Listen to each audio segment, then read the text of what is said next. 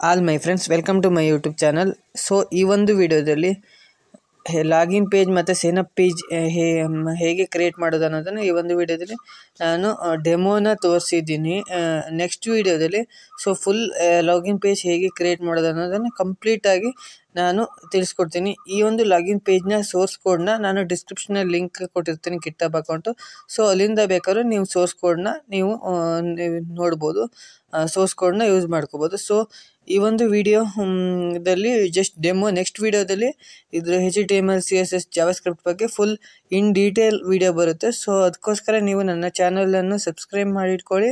ಹಾಗೆ ಪಕ್ಕದಲ್ಲಿ ಕಾಣ್ತಿರೋ ಬೆಲ್ಲೈಕನನ್ನು ಒತ್ತಿ ನೋಟಿಫಿಕೇಷನ್ ಆನ್ ಮಾಡಿಟ್ಕೊಳ್ಳಿ. ಸೊ ನೋಟಿಫಿಕೇಷನ್ ಬರ್ತಾ ಇರುತ್ತೆ. ಸೊ ಇದು ಒಂದು ಜಸ್ಟ್ ಡೆಮೋ ತೋರ್ಸೋಕ್ಕೋಸ್ಕರ ನಿಮಗೆ ಈ ಒಂದು ವಿಡಿಯೋ ಮಾಡಿದ್ದು.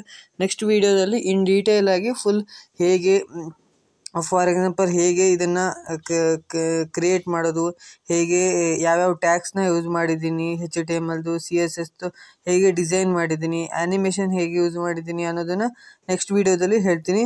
ಸೊ ಈ ಒಂದು ವಿಡಿಯೋ ಇಷ್ಟ ಆದರೆ ಲೈಕ್ ಮಾಡಿ, ಶೇರ್ ಮಾಡಿ, ಹಾಗೆ ಸಬ್ಸ್ಕ್ರೈಬ್ ಮಾಡಿ.